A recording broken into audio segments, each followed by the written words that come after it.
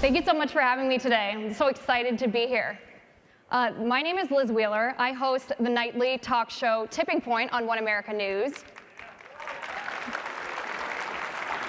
This is my first time in Washington, D.C., believe it or not. So I'm a true Washington outsider, I guess you could say. I grew up in the Midwest in Ohio. So of course, yeah, look at that. So of course, I come from a big Catholic family. 4 of us sisters and 1 brother. And before you groan for my brother, he's doing just fine. He escapes to his tree stand and hunts deer whenever the estrogen in the atmosphere gets too much for him. I'm 26 years old, a former competitive swimmer turned political geek. My dad is a small business owner, so I learned pretty young who's the backbone of the economy in this country, who are the ones creating the jobs. My mom is a computer programmer turned stay-at-home mom, so it was a very entrepreneurial environment that we grew up in, which taught me a few lessons early in my life that helped shape me into the conservative I am today. First lesson, always live below your means. As a small business owner, my dad didn't really have any other option but that. If he doesn't bring in more than he spends, his business goes upside down. So if that applies to individuals, it certainly should apply to the government, right?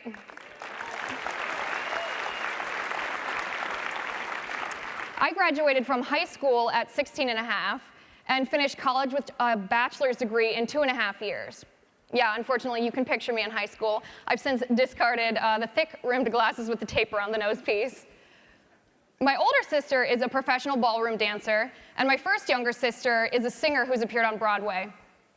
During my years in college, I had the honor of serving in local government as the youngest person in our city's history to serve as a commissioner on the Board of Zoning Appeals. And that came with a very rude awakening that government is ridiculous and political, and the hunger for power is rampant no matter what level. Our household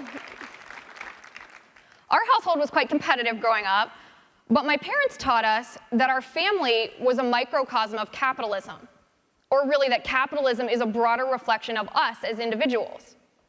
But for one person to be successful doesn't necessitate that she steals that success from somebody else. In a free market, as in our family, new wealth or different successes can be created. And instead of somebody getting poorer every time somebody else gets richer, when the government allows the market to thrive, it benefits everybody.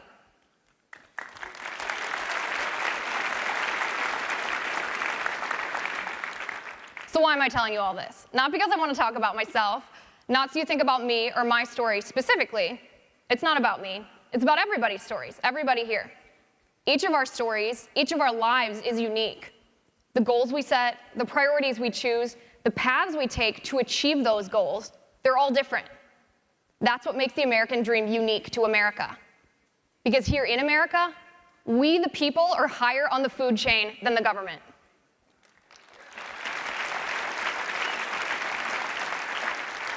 We tell the government what to do, not the other way around. Now, on my show Tipping Point on One America News, and you all should check it out if you haven't seen it, it's great. The slogan of the show is, if you say something stupid, we'll call you out. This election season, with Hillary Clinton and Bernie Sanders representing the Democratic Party, let's just say I don't have too much trouble finding stupid to call out.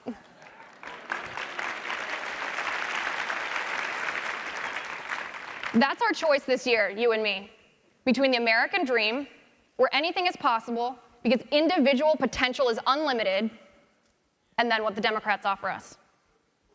Conservatives don't communicate this very well to other people, especially in election years. Instead of standing up at the podiums and saying, this is how Obamacare affects our lives. This is how relinquishing some of our Second Amendment right to bear arms affects your life. This is how raising taxes, even if the welfare programs sound like a good idea, will affect your life. Conservatives forget that most people don't care about those nitty-gritty details or the philosophy behind policies. They just want to know how it's going to affect them. It's almost like we need a translator from conservative political speak to plain English. For instance, when conservative politicians say they want to champion small government, what does that mean? For everyday Americans, it means understanding that minimum wage hikes won't help people after the first couple months because companies won't be able to afford paying them that higher wage.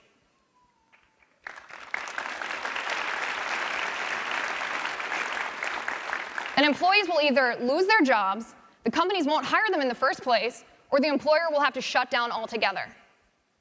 And you know who that affects the most? Young people, my generation, all the millennials sitting here. We're the least experienced in the workplace, and that unfortunately makes us the most expendable. Plus, these costs get passed on to consumers too. And we can't have it both ways. We can't have a $15 an hour minimum wage and a $2 hamburger.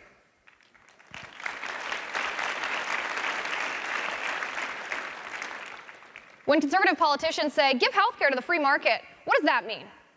Well, for everyday Americans, it means instead of Obamacare's rules upon rules upon rules telling us what to do about our healthcare and costing us a boatload of money, we can decide if we're young and healthy, we might want an insurance plan that covers less. Or if we know a doctor who we trust, we don't have to worry that he's outside of our network or pay a bunch. We want to choose ourselves to pay for the services we want, and that choice will force the market to price healthcare affordably. Conservative values aren't just for old, grumpy white men. Conservatives aren't homophobic, transphobic, bigoted, hateful, or oppressive. We just don't want government up in our business.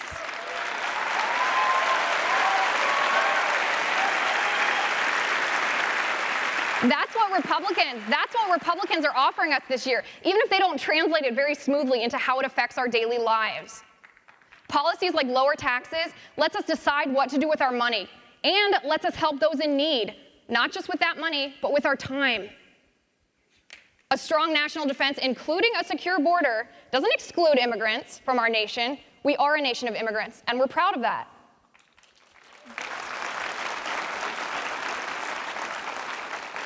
But it recognizes the threat of radical Islamic terrorism and the 38,000 ISIS terrorists around the world who want to kill us, and it helps keep those psychos out of our neighborhoods. And it has nothing to do with peaceful Muslims here or anywhere around the world. This is our choice this year. Do we want another president who doesn't believe ISIS is a threat to our nation? Another president who believes citizens don't need to own certain types of weapons? Another president who believes Obamacare is successful? We all know Bernie Sanders would be a disaster as president. Think waiting lines in the DMV, but for everything. Healthcare, permits, taxes, you name it. Plus, Bernie will very politely walk by and snip our paychecks in half. Half for you, half for bloated Uncle Sam. I don't want another president who makes it his mission to bow to foreign leaders, to negotiate with radical regimes,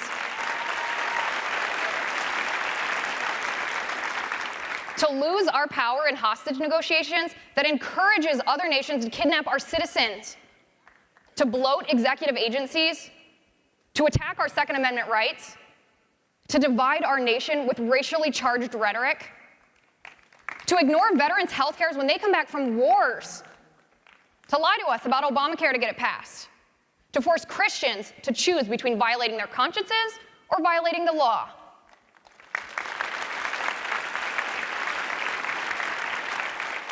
To refuse to secure our border even when the states volunteer to do it themselves. To allow unvetted Syrian refugees into our nation, some of whom want to kill us. Shall I go on? There's a certain candidate in this race. I don't want to be sexist and describe her by gender, so I'll just say this is the only candidate in the race who barks like a dog.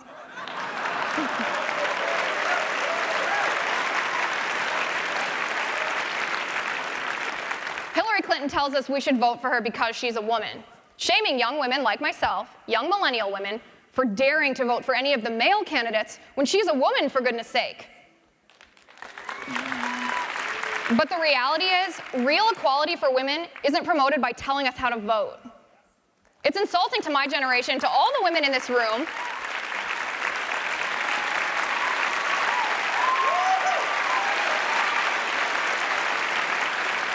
it's the most narrow-minded idea in the world that women only care about so-called women's issues. That we're more interested in birth control and man-hating than we are in the threat of ISIS.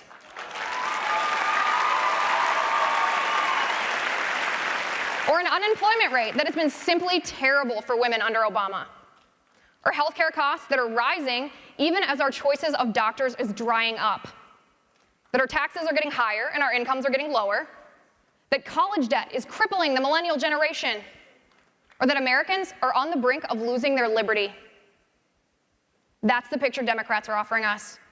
Deeper and deeper debt, maintaining the illusion as long as they can that they're taking care of us, when in reality, all they'd be doing is ushering us into dependence. Does that sound like the American dream to you?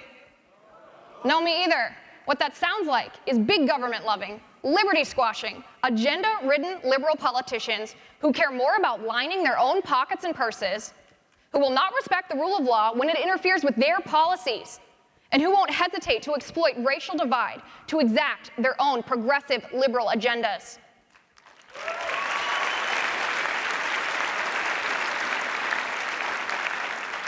This is our chance.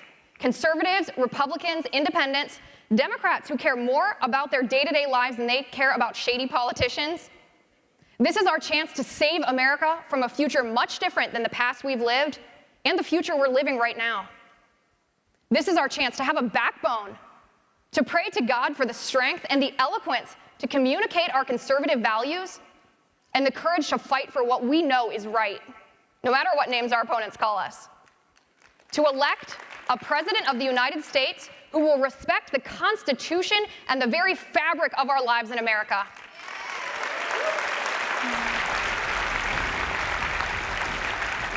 This is our responsibility, it's our duty, and it's our honor, because it's our country. God bless you, and God bless America.